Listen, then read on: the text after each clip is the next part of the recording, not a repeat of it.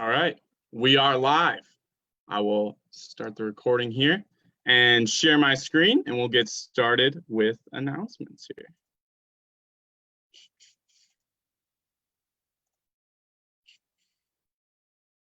There we go. All right. Okay. Let's do it. Okay.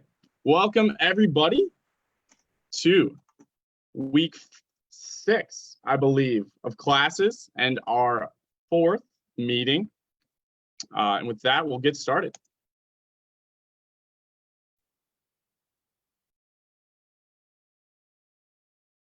All right, so this year we're going to be paying dues to be able to go out on projects and things of that nature. So dues are $5 a semester or $8 a year, and there's 2 ways to pay that. So on my office hour from 10 a.m. to 2 p.m. on Mondays, and the Wildlife Society office is TNR 359A. Otherwise, you can send an online payment through PayPal to my email. My email's right there. And then just make sure when you send that payment using friends and family, otherwise you're going to be charged a fee. If you have any questions about paying dues at all, Melinda or I or Brylan are happy to answer any of those.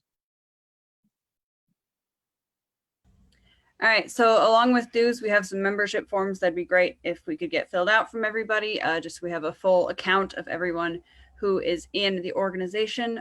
We also have hold harmless forms. There's more about that on the last slide, but I have sent out an email. I think I sent out one last week with all of this information. So if you have been on the email list for a while, it should be in your email somewhere. You can just search for my email and it should come up. If you're new to the list and you haven't gotten that email, just send me an email, which I believe is on the next slide, and I can get you the forms and such. So when you're submitting your hold harmless forms, it helps me out a lot if you put your full name in the document title and also make the subject line of your email TWS hold harmless. Thanks. Awesome. Thank you, Melinda. Lizzie. All right, folks, our conservation topic this week is probably one that you might recognize from NRES 150. It's about Isle Royale. So as many of you know, the wolf population on Isle Royale has declined greatly since the 1980s. And a big reason for this is because a pet dog brought parvovirus to the island, which really decimated the populations. So as moose populations declined, or as wolf populations declined, moose populations increased, and then it ran the risk of overbrowsing from the moose. So in June of 2018, the National Park Service began reintroducing wolves back to Isle Royale, except this time they thought ahead about diseases. So their goal was to bring in 20 to 30 wolves, all from different places, within the span of 3 to 5 years. And each wolf was examined and treated for sarcoptic mange, ticks, and lice, and vaccinated for rabies, parvovirus, distemper, and adenovirus. So hopefully, in the future, the wolves don't have the same problem that they did in the 1980s when their populations were decimated. So with that, we can move on. So our quiz bowl this week is which of these diseases cannot be transmitted to wolves? So we have parvovirus, mange, tuberculosis, adenovirus, brucellosis, and distemper.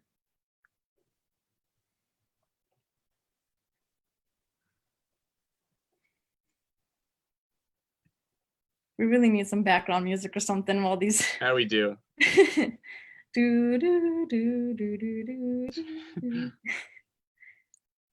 80% of people in. 90. Answers are all over the place. Who is going to be right today? All right. Looks like a few more. Okay, going to go ahead and end the poll and share the results. So you guys actually, looks like you tied for tuberculosis, and like wolves can have all of them. So wolves can actually get all of these diseases. The ones that kind of surprised me when I was looking up about it was like the tuberculosis and brucellosis. But there are actually documented cases of wolves getting this, which is super interesting. Awesome. Thank you, Lizzie. So on the topic of wolves, the Minnesota DNR is actually doing an awesome wolf webinar series, and you can head over to wolf.org, head over to programs, and then head over to webinars and register for free. I'm registered. I'm really excited to see these presentations, and the first one is actually tomorrow. So, and that is, what is Minnesota's wolf population and how is it estimated? So it's really cool. There's going to be some biologists speaking to us, and it should be an awesome presentation. So hopefully a couple of you guys register. Like I said, those are completely free. There's also another webinar series happening right now.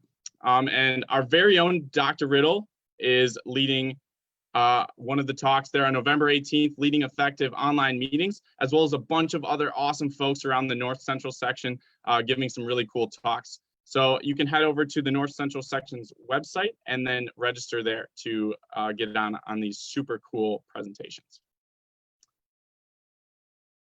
There's also a safe capture training chemical immobilization course being put on by the San Diego Zoo Global Academy. And Dr. Scott Hingstrom here, one of our wildlife faculty, is the person to talk to about this course that's going to be run through UWSP and on Canvas. So it's a 1-credit course, and you'll get your certificate in chemical immobilization. And then you can also gain that 1 credit as well. It can be graded or pass fail. So if you have any questions, the deadline to apply is October 12th, but shoot an email there to Dr. Hingstrom, and I'm sure he can help you out there. Super cool opportunity.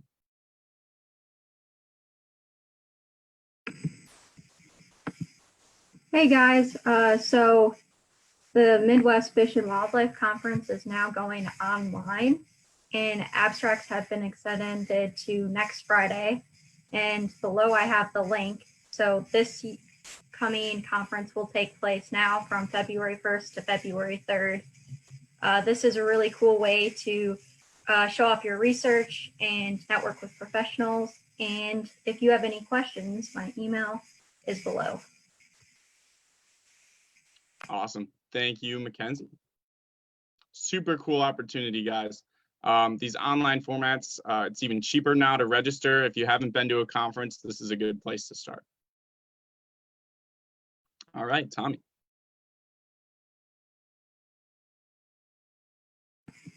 He's actually not here, but I can also talk about this. Okay, cool. So Jacob's email is below. He's doing this research with TWS and the fire crew. So you can go check traps at 6 a.m. and 6 p.m. in Schmeekley.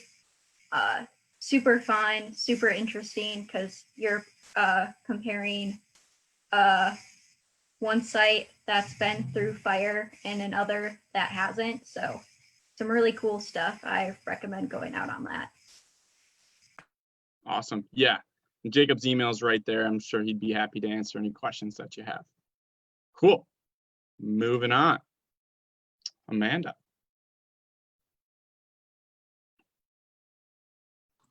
Hello, sorry I was on mute. Didn't know my slide was still in here this week. We're still filming for the educational videos for the TWS video series. And so far I've been editing the ones from the Flying Squirrel Project, and that's going really well. And I'm currently this week working on getting some footage from the Small Mammal Project. So if you have any, I've had some people reach out to me that they want to help film or help edit the videos, and that is awesome. Thank you so much. So if anybody else wants to help do some filming or edit the videos or help brainstorm like ideas for educational activities to go with them for the kids, that would be great. So just send me an email, and hopefully by next week I'll have a video prototype for you guys to see. Awesome. Thank you, Amanda. Super excited to see how those turn out. All right. Hi guys, my name is Melina. Our senior Bible study is every Wednesday. It's a Zoom meeting, so the link is right there. So if you want like any more details, have any questions, you can email either me or Megan, and our emails are right there. And we're just a group of natural resource majors who are coming together to learn more about the Bible and study different topics. Awesome. Thank you, Melina. Cool. Flying Squirrel Project.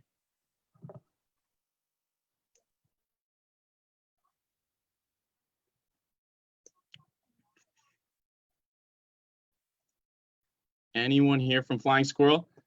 If not, I can do a quick little plug for them.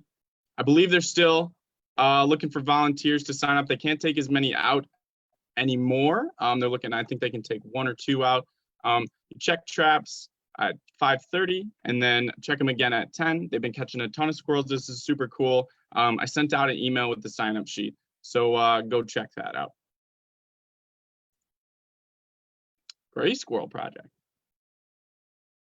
Okay, hi guys, my name is Maddie. For those of you who don't know me, I'm one of the co-leaders for the Gray Squirrel Project. So currently we are looking for new co-leaders for our field season in the spring. My email is on the slide here if you guys are interested in applying. We do chapters here in Schmeekly, and there are opportunities to do like data analysis and stuff if you're not able to be on campus or in the area. Definitely, if you're a freshman, a sophomore, like anyone who is interested, definitely apply. I don't think we sent out the email yet, but we can do that like tonight or sometime this week with the application. If you guys have any questions, that's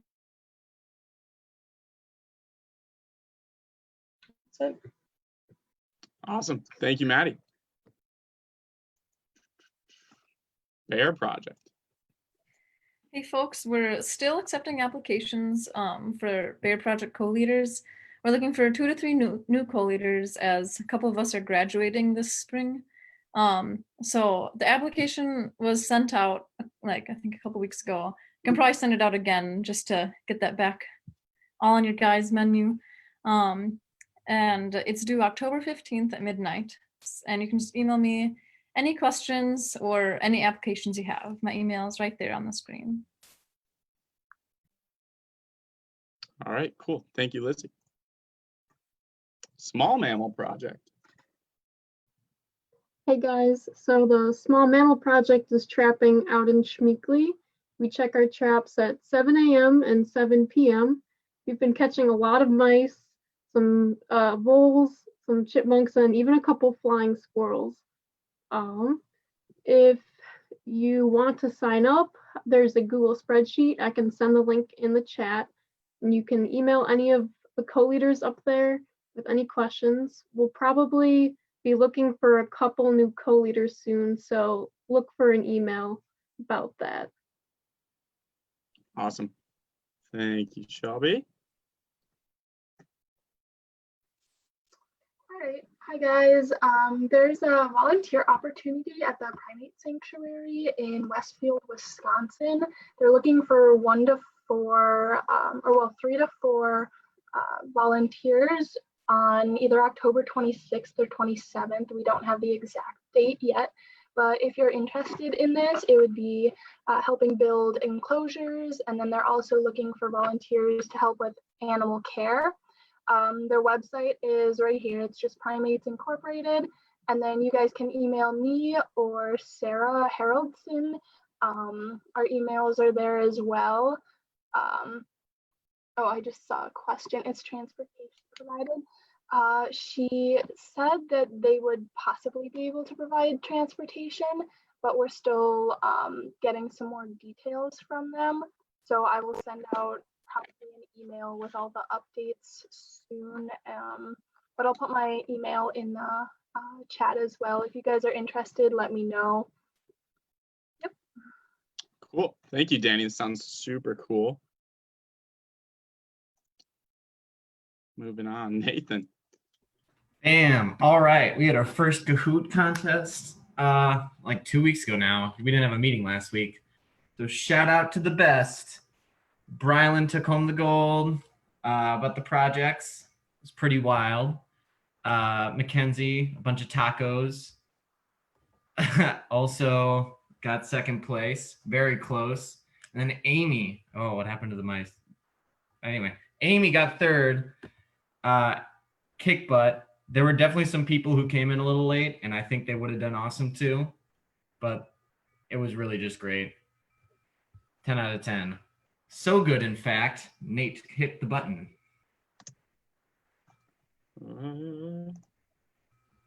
Oh, there's the third place, Mel. Oh, Oh. Pollute your knowledge with Kahoot in college. This is going to become a bigger thing. So we're going to have Kahoots whenever I want to do them until the end of the semester. I will keep track of everyone's score, kind of like a quiz bowl kind of thing, like overarching. So I'll keep track of everyone's score. It's going to compile. And then at the end, there will probably be prizes, most likely be prizes for people with top scores. It's going to be starting next week on Wednesday at 6:30 on Kahoot. There's a link. It'll go out. But it's going to be about spooky ecology. So whatever I deem to be spooky. Yeah, that's what I got. Awesome. Exciting things. Spooky ecology. Who knows? Thank you, Nathan. Yeah. Shelby. Hey guys, so every Friday we feature a wildlife photo taken by one of our members on our Instagram and our Facebook page, what we call Fauna Friday. So if you have any cool wildlife photos that you've taken recently or in the past, you can DM our Instagram page at UWSP_TWS, or you can email me. And then you can follow our student chapter on multiple platforms. You can visit our spin page and be added to our email list. You can like us on Facebook, follow us on Instagram. You can even add us on Snapchat with that code up on the slide. This is a good way to get important updates on the chapter and see all of our projects. If you know of someone who couldn't make it to this meeting, or if you can't make it to a future meeting, you can always watch our recorded Zoom on our Facebook page or our YouTube channel. Awesome. Thank you, Shelby. All right, the time has come that you were all waiting for. We are going to vote on what design we're going to put on our apparel this year. So we have 6 really, really cool designs. So we're going to let you guys pick your top 2. So Nate, if you wanted to just casually scroll through. Yeah, so I'll give everybody a few seconds to check out each design. So first design, number 1. Get a good look at it. Number 2.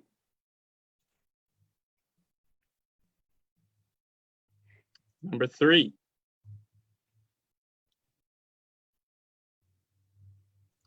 Number 4.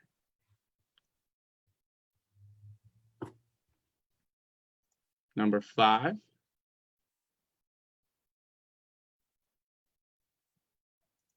And number 6. Go back through once so you can see them all a little quicker. No, so there's number 6 again. There's 5, 4, 3, 2, and design number 1. Okay, so I'm going to launch a poll, and then you guys just need to pick your top 2. So give me 1 sec. Okay, there it is. Pick your top 2. You should be able to choose 2 choices. Votes are rolling in. Nate, can you just go through the pictures like while the poll is up? Yeah, absolutely. Great idea, Carter. Number 1 again. Number 2. 3. Number 4. Number 5. Number 6.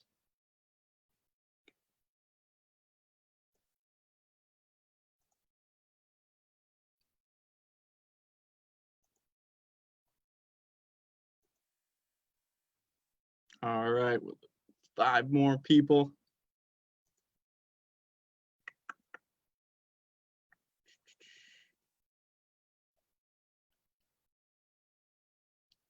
Okay. Give everybody 5 more seconds. But it looks like we have a clear winner. And the poll, share it. Design number 2 has won. So that will be on the back of shirts. I'm sure Lizzie can explain that more now. Yeah, so I will get the shirt order form all made within the next couple weeks. But design 2, that was Sophia Sperduto. So congratulations. Looks great. Yeah, just super excited for this to be our design. Awesome. Thank you guys so much for submitting your designs. And they all looked really good. I was really excited to see who won this year. Cool.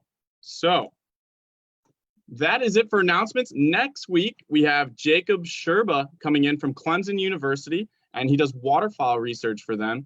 He works for the Waterfowl and Wetlands Center through Clemson University. He's going to talk to us about waterfowl research, bird banding, and why wetlands are super important and why we need to conserve them.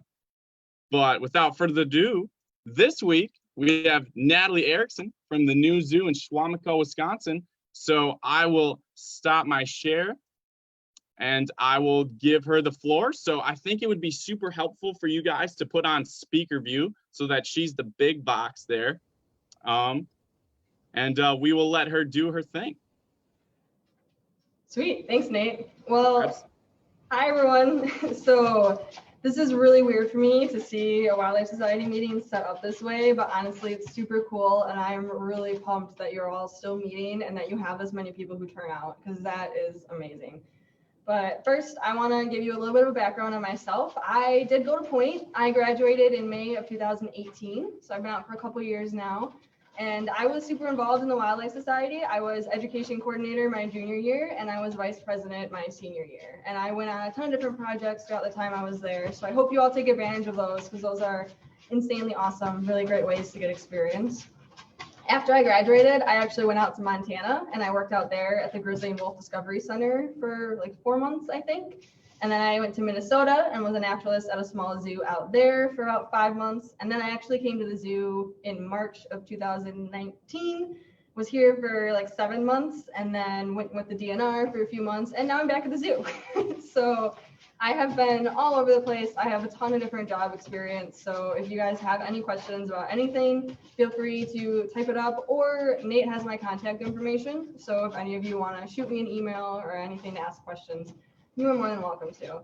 But yeah, what you're doing is awesome. Bree, an intern who's helping me out, we were watching everything and we're like, that's so cool. And I was getting super excited because I miss these meetings and I miss the camaraderie you all have. And I was like, this is amazing. They're still doing this. And those shirts are super awesome. And I kind of want one, but I'm not a member, so it's fine. Anyways, back to kind of the whole point why we're here. So as Nate said, I work at the new zoo in Suamico. So new stands for Northeastern Wisconsin. A lot of people hear that I work here and they're like, wow, a brand new zoo, that's awesome. I'm like, yeah, we're not that new. We actually have a pretty unique backstory because we started off as just a reforestation camp. Like the land that we're on, it used to be just a bunch of trees, and then people did their thing and they cut it all down and then didn't realize that the land could not actually be farmed without those trees. Like those trees were giving them all the nutrients that they needed. So they ended up actually using prisoners to plant trees all over the place to make it a reforestation camp. And then in, I believe it was 1952, they had like a wolf, a bear, and maybe one other animal. So when the zoo first started, we only really had 3 animals on site. Now we average somewhere between 200 and 300 animals. So we have a pretty decent variety, but we're also not nearly as big as, say, the Milwaukee Zoo. You can usually walk around here within a couple of hours and see everything, but it's just kind of a nice little tucked away place. A lot of locals really, really like it. And so I don't know if any of you have ever been here. I actually never came here until I started working here. And so I never really knew it was a thing, but it's a pretty awesome place to be. And so I actually have 4 different animals that I'm going to be showing you all. It is going to be a bit different because again, we're over Zoom, but I will bring them nice and close to the screen.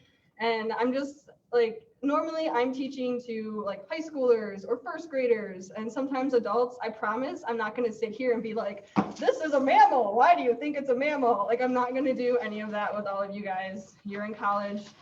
you know most of the stuff I'm going to talk to you about, but I am going to share maybe some unique fun facts about some of them that you might not know. And each one I picked has a really unique story. So our animals are all here for many different reasons. Most of them either came from another zoo because we're accredited by the Association of Zoos and Aquariums. And so we do a lot of exchanges with other zoos who also have that accreditation, or they were injured in the wild and can't be released. And some of our education animals were actually previous pets. And so people surrendered them to us for various reasons. But I'm gonna have Bree kind of go ahead and start getting out our first animal friend. He is really, really special for a lot of different reasons. He's one of my favorites. He's a lot of fun. He was kind of being a huge pain when I went to get him out of his home because he didn't want to leave. He found a stick that he really liked and he wanted to hold on to that stick with everything that he had. And so it seriously took me a couple minutes of trying to get him off of this stick because he really wanted it. And so he is actually one of our snakes. I don't know if anyone's nervous about snakes. The nice thing is that I'm not right there in person. I have had full-grown adult men run to the back of the room when we pull out a snake because they are afraid of it. And so I think they're pretty cool, but I'm gonna go ahead and grab him. Alrighty, so this is Maze. And Maze is really special to us because he is actually an albino fox snake. And so he got his name Maze because he was actually found in the wild. Somebody found him and they thought that he was an abandoned corn snake. So if many of you are familiar with corn snakes, his coloration looks pretty similar to that. And so when he was found by somebody, they figured, and pet owner just released this corn snake and they brought him to us. And we actually didn't take too close of a look at his markings. And we kind of were like, oh yeah, Shayla, most people do think he's a corn snake. So we thought he was too for a while. And then we actually had somebody who knew snakes really, really well take a look at him. And based on his patterns, they were able to tell us that he was actually an albino fox snake. And so you can also see, if I bring him like right up, his eyes are indeed pink. So being albino, he does not have any melanin anywhere. And so he doesn't even have colors in his eyes. So it's really fun to tell small children that they're looking at like the blood behind his eyes because they get freaked out. So, but it's one of my favorite things to share with them. But Maze is super excited about everything. He's very, very active. You'll notice he's been squealing around quite a bit since I've taken him out. We actually have a big climbing perch that he likes to go on.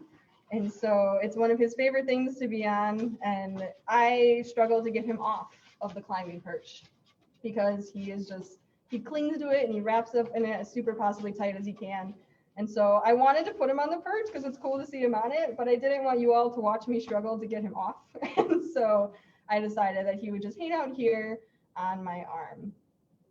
And now Maze here, he also likes to hide out in different boxes and fun different things like that. And so he spends a lot of time in some boxes. When I told you before I couldn't get him, it was because of him like clinging to that twig, that branch in his home, and he just wraps around with it with his full strength. But he will stay here wrapped around my arm. Like he would stay here all day if I let him. He's very comfortable, he's very calm. He's one of the best snakes that we like to use to introduce to people just because he is so comfortable being around them. But I don't know if any of you have seen wild fox snakes because we do have them in Wisconsin. So they are relatively common. You know, I don't know if any of you have ever been musked by one. Used to catch them solid. Yeah. Always risking getting musked, that's for sure. Maze here, thank goodness, is so used to us that he would never musk me. At least I shouldn't say never, because there's a first time for everything. But yeah, he's known to like, he might try, ooh, you've been musked, that sucks. He has tried to get up my sleeve before. He'll go in belt loops. He'll go in like carabiners that we use to attach our keys. So Maze is kind of a troublemaker, but like I said, he is indeed one of our favorites. But I wanted to show him to you just because he's albino. And as far as we know, he is the only known albino fox snake in the country. So we feel pretty special to have him. Yeah, what do you think, buddy? What? Dr. Riddle, I knew you would be here. That's such a question for you. You know what? I'm going to let you make a recording of that, and I'll let you figure out what the fox snake says for everybody. And Maze here is 11 years old. And so he's not a super old snake. But does anyone else have anything that they would like to know about my friend Maze before we get him tucked away? Cool. Well then, I'm gonna pass him back to Bree, and I'm gonna get our next friend out. It's gonna take me just a minute or so to do that.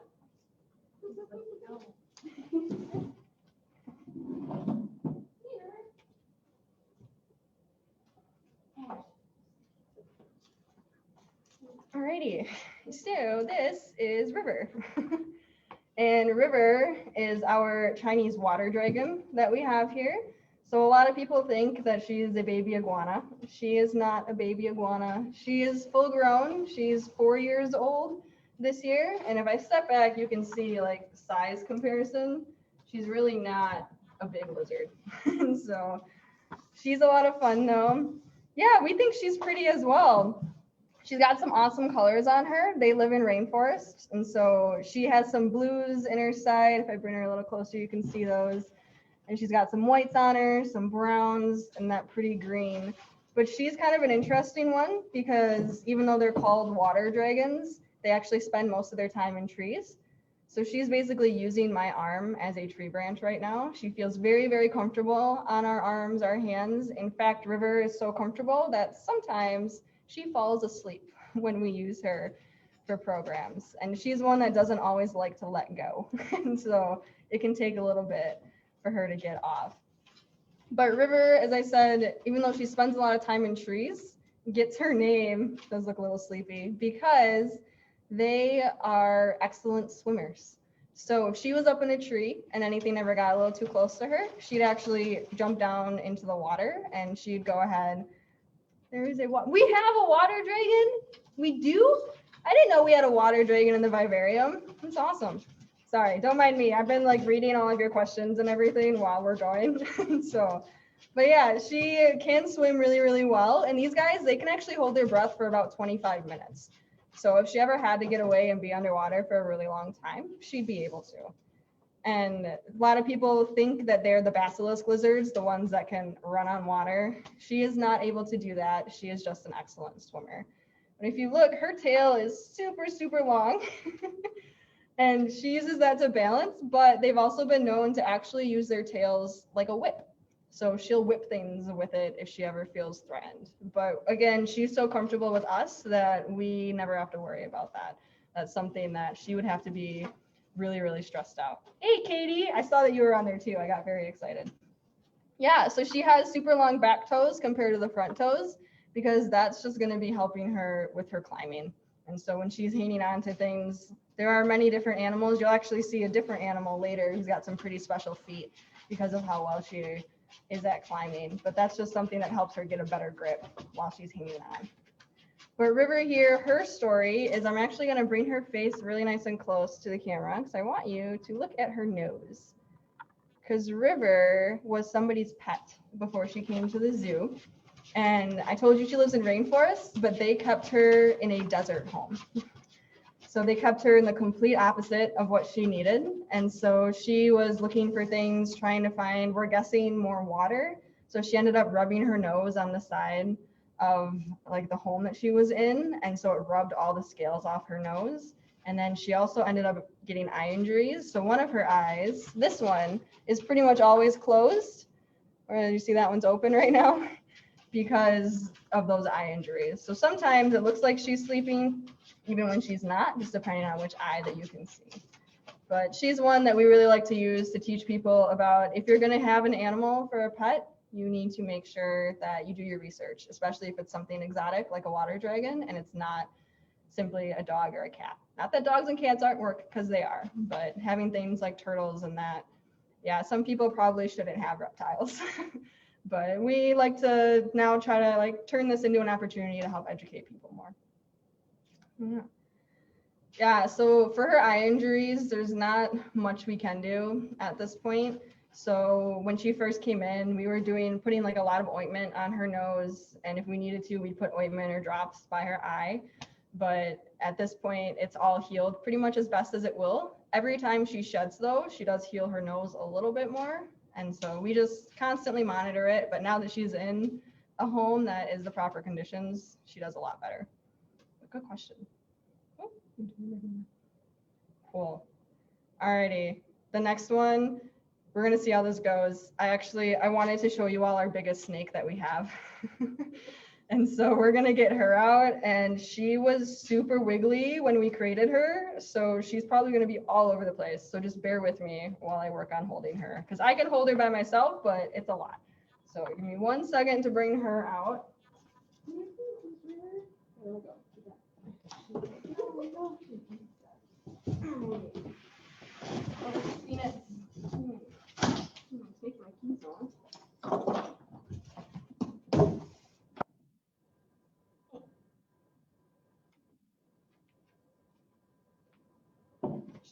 Super not tight.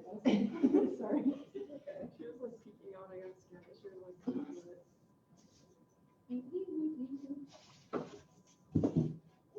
Where's your face?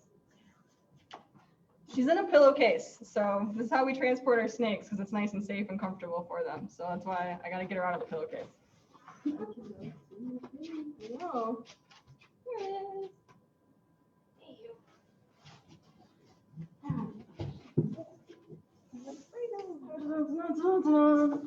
Alrighty. This is Phoenix. So she is our red-tailed boa that we have. I'm gonna hope that I can get her in the picture if I wrap her around me like this. There she is. So with Phoenix, last time we measured her, she was about just under 8 feet long, and she weighs about 20 pounds. So she is a pretty hefty snake. This is the best way for me to hold her, is I literally wrap her around my waist. And so it's just the easiest way for me to have a good grip on her. But she's one that she came here when she was younger, and she's not done growing because she is only 6 years old now. And so we're hoping to have her to be well in her 20s. We might even have her to be 30 years old, which would be pretty awesome. But she's still pretty young. She has grown quite a bit since she came here. When she first came here, she was small enough that you could just comfortably hold her in 2 arms. You didn't have to do this whole wraparound thing that I'm doing right now. But as you probably noticed, she has gotten much, much bigger. So red-tailed boas are cool. They are found in rainforests in South America. And their brick red tail, it actually disappears after a little bit because they are going to use that as like a warning for when they're younger. So it's really good for the babies because if you see something red, you're like, whoa, I might get sick if I get close to that. And so they don't need it when they're older. They're big enough. But what I think is cool, one of my favorite facts about them, she keeps trying to get close to me, is that they've actually been known to hunt bats. So they will hang from trees, and then as the bats leave their little like cave, they'll actually lunge at the bats and try to catch them out of the air. But unfortunately, it's only like successful probably about 25% of the time. So really not a super effective way to hunt, but I think it's amazing that they're actually able to do that and that they even thought about doing that in the first place. But yeah, these snakes are ones that many people do have for pets because they are a little bit calmer. Phoenix, reason she has her name is not a horrible batting average. Riddle, you kill me, man. You kill me.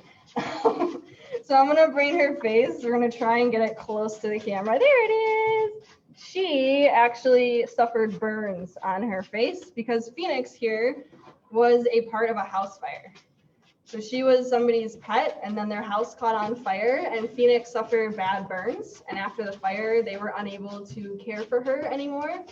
So she came with us. And just like we had talked about with River, that water dragon, that fire did burn her pretty badly. She has permanent scars from it. But again, we were monitoring them. We were putting ointment on them whenever we could.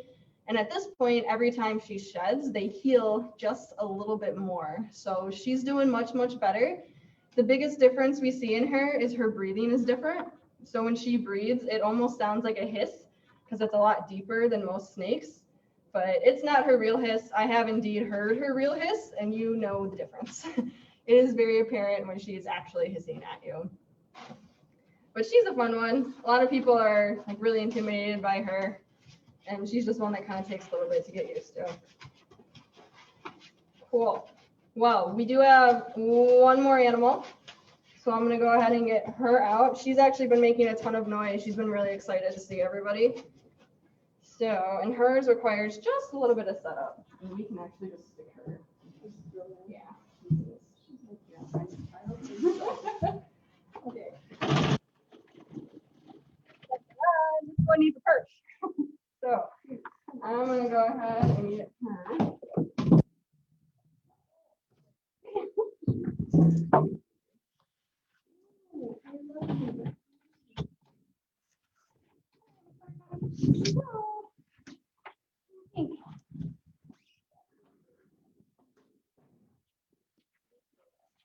Alrighty, so, oh, I just realized we're gonna have to get her up on her perch. What do you think, Miss Butters?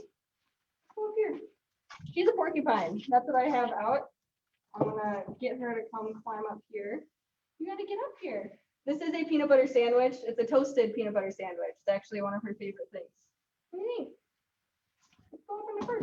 Come up this way. And so she's just checking everything out. But Buttercup is a prehensile tailed porcupine. So she is indeed different than the porcupines that we have in North America. What do you think, Miss Buttercup? Just a little bit. Yeah. I realized apparently the screen was not quite back far enough. I apologize for that. Up here. Up. There we go. Now you'll be able to see her all the way up. Yeah, so she's an awesome climber, just like our North American porcupines are, except she is going to live in rainforests. And so I'm just going to give her that peanut butter sandwich, and she is going to eat that because I also prefer my peanut butter sandwiches toasted. Yeah, I was making it for her, and somebody was like, make sure you toast it, because she really prefers them toasted. And so yeah, peanut butter sandwiches are Buttercup's like go-to. She also really loves bananas, so those are some of her favorites as well. Sweet potatoes, anything like that. But she's fun because she actually came from the Memphis Zoo, and she is from a long line of education porcupines. So her parents actually have had many different babies that have all gone off to different zoos to be education animals. So it turns out they were sucky parents. They're really bad at taking care of their babies, but in a way it kind of worked out, because it let everyone go ahead or let the other ones go to other zoos and do different things. But you can see her really nice long tail going down. I can actually touch the base of her tail because it doesn't have quills on it. So if I ever have to redirect her or move her, I can go ahead and do that by touching her tail. Otherwise, I don't touch her anywhere else. So some of the zookeepers have built really strong relationships with her, and they can actually take their hand and feel down her back.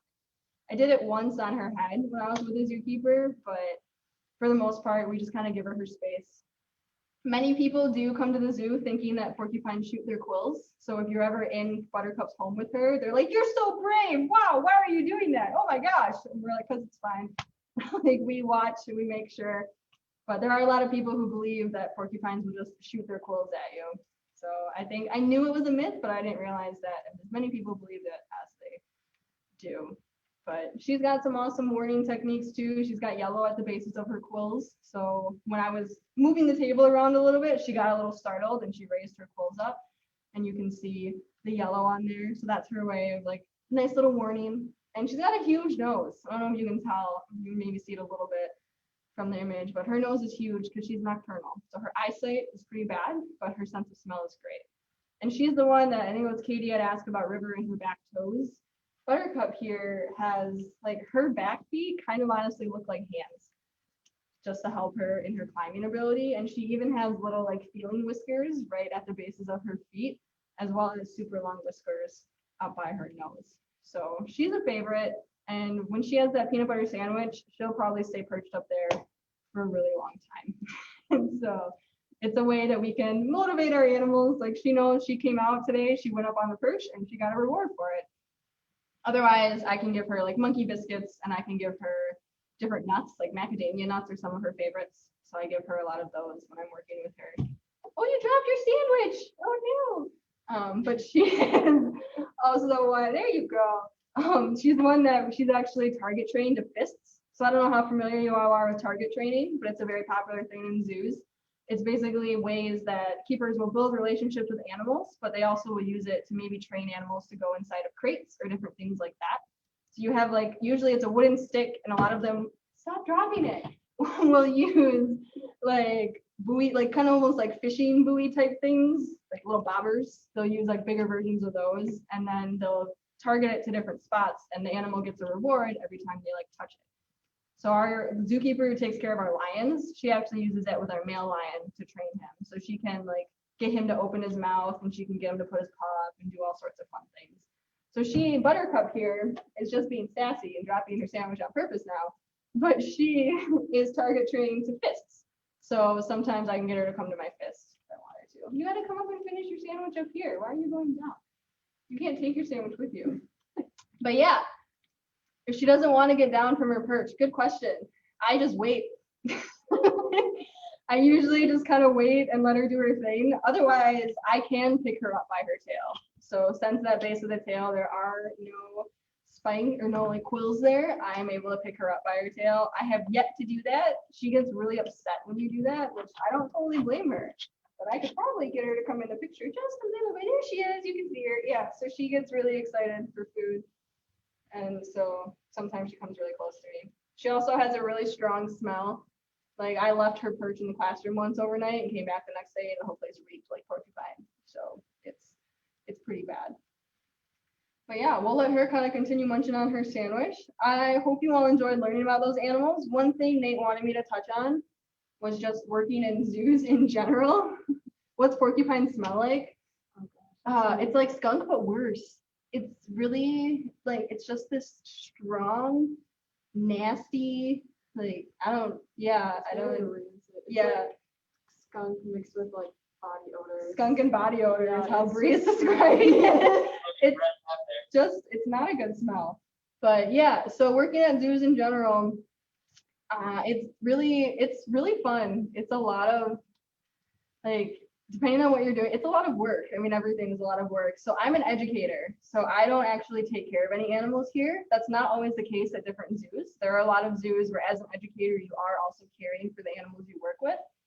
For me, I work with them and I do classes and I work on training with them and all different things like that. But the zookeepers are the ones who actually do the feeding, the cleaning up. And zookeeping is hard work. So a lot of people think you just get to go to a zoo and be a zookeeper and cuddle with animals and take fun pictures.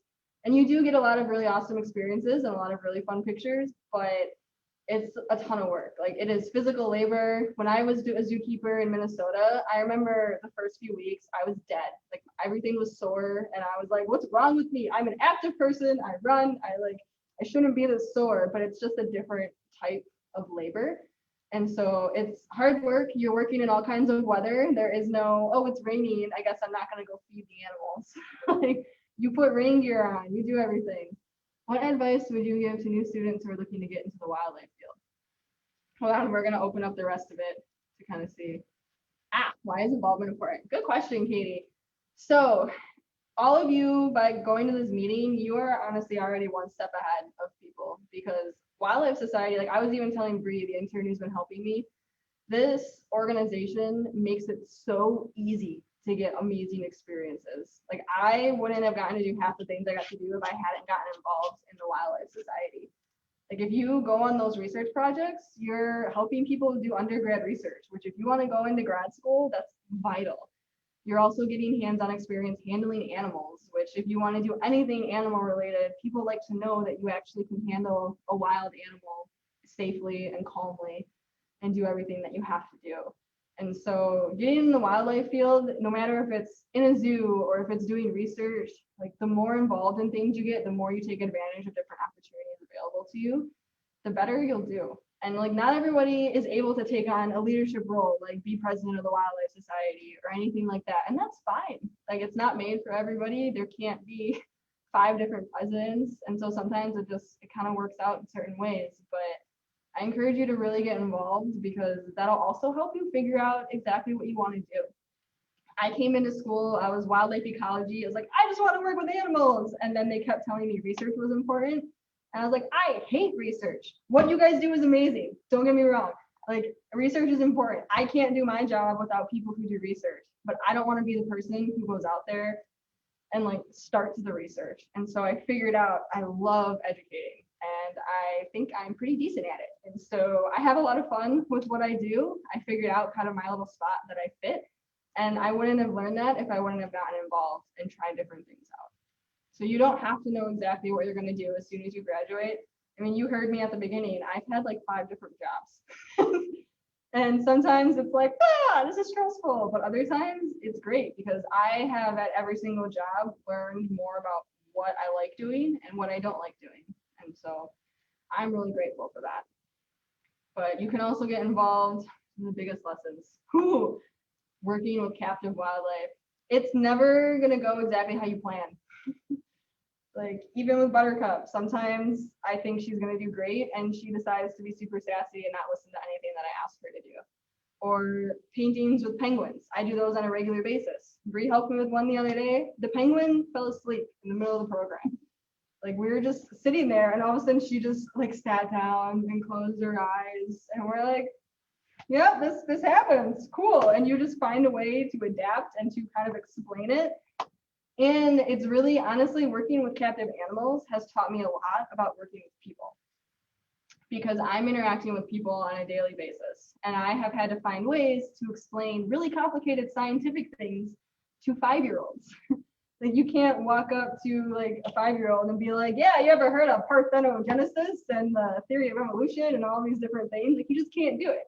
And so you find ways to explain things in ways that people will understand, because even adults, there's a lot of adults that, I mean, we have people, you're all gonna feel my pain on this.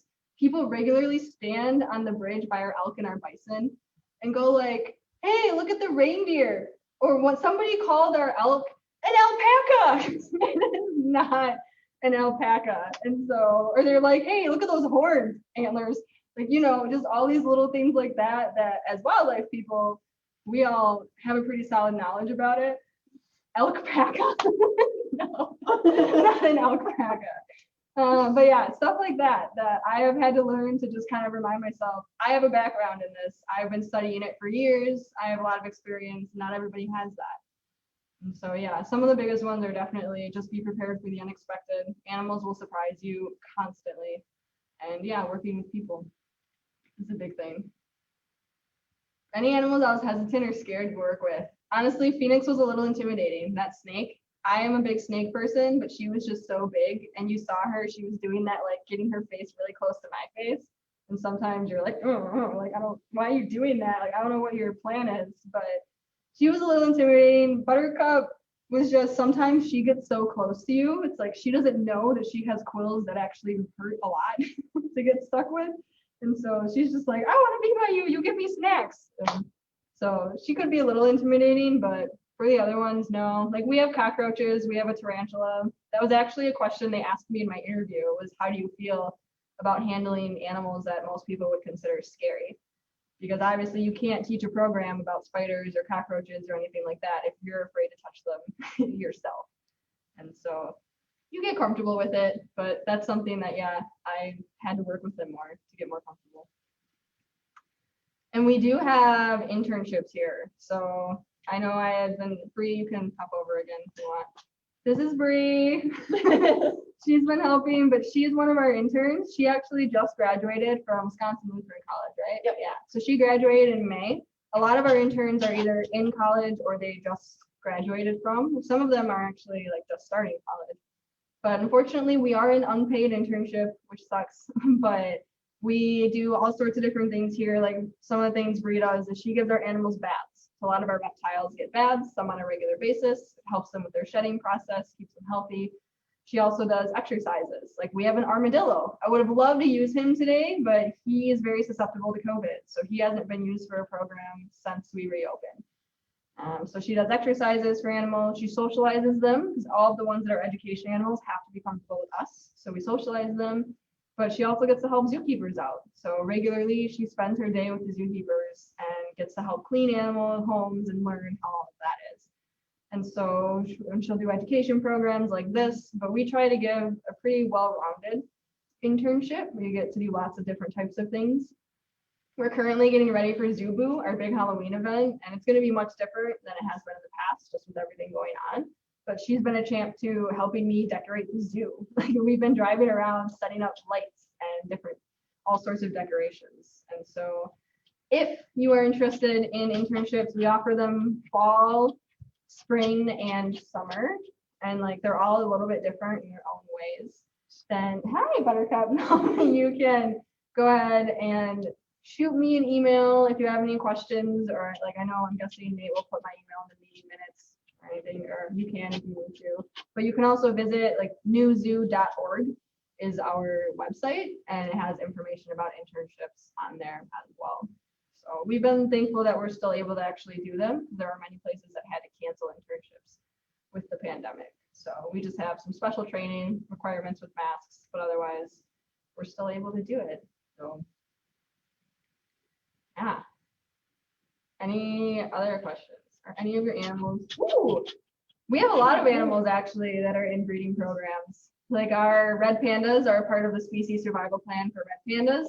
African penguins, we have, I think, at least 2 pairs of African penguins on eggs right now. And so some of them are recommended to breed. And so we have had penguins hatch here in the past. We actually had 2 hatch last November. So they're on breeding programs. Red wolves did have pups like 4-5 years ago, but I don't know if they're gonna have any now. We have, oh yeah, there's my email. Look at it. We do not have any like apes, but we do have monkeys. We have Japanese macaques, and we have cotton top tamarins here. So, and the cotton top tamarins are another one that they are very highly endangered. And so we work with other zoos with them as well. Love these questions. And this is fun for me too, because you're all in college, so you ask like different types of questions compared. I get a lot of what's that animal's birthday? Does it have a favorite color and different things like that, which is all part of the charm. Like I love it, but it's nice to have different types of questions. Cool. Do you guys have primates? We do not. No, we have monkeys. I mean, like we don't have apes, is what I meant. We have Japanese macaques and cotton top tamarins. So, kind of. Ooh, what happens to the offspring? So that depends. Sometimes the offspring stay here. Otherwise, we actually send them to other zoos, and then they can help with the captive population there. So we, like for example, we had some otters born last March, and there was the boy, like the son and the dad went to 2 separate zoos, and the 3 girls are still here, but they'll probably end up leaving at some point. And so it just kind of depends on other zoos' needs, if we have the space, what our plan is. Some animals we get are actually on loan, so they come to us from another zoo for a little bit, and then eventually they will potentially go back to that zoo that they're on loan from. No, it's a good question. If you're ever released, no. The thing with captive bred animals is most likely they are not going to survive out in the wild unless you're super, super hands off. So I know I'm guessing I should say you've probably heard of the whooping crane, how they go about breeding at ICF. Well, they are super hands off, and they have those puppets and everything they use so that those cranes think that those people are people, that they're cranes. But any animal that's hand raised will likely think is more like people than like other animals. So like Buttercup here, she's trying to figure out a way to get to my genes, but she was raised by people, so she sees herself probably a bit more like people. She's very comfortable around people.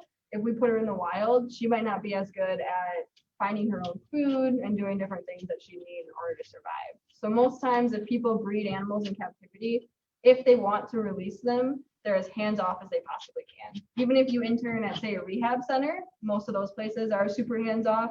Like they obviously care for the animals, but then they don't want to interact with them too much. They're out in the wild. There was a tundra swan breeding. Yeah, that can happen. Like I said, with breeding programs, it also too depends on the animal. Like some animals don't, like there are birds have an imprinting period. So a lot of birds, like small raptors and things, have a set period where they are going to be figuring out who they are. And so, yeah, they definitely could have breeding populations that are released. It's just, again, depends on how like hands-off you are and how much you're making sure that you're teaching them everything that they need to know in order to survive. Buttercup went back to her perch. Look at that. Good question. Awesome. Is there any other questions for Natalie? Thank you so much, Natalie. That was awesome. That was amazing. Glad you all enjoyed Butter it. It's sandwich. really cool for me to see some familiar faces and to like see that Dr. Sartini and Dr. Riddle and Katie were all involved. Everything. I miss everyone at Point. It's a great place. All right. Yeah. So I'll stick around. Maybe Natalie will stick around for a couple minutes too if you guys have other questions. But with that, I'm going to stop our live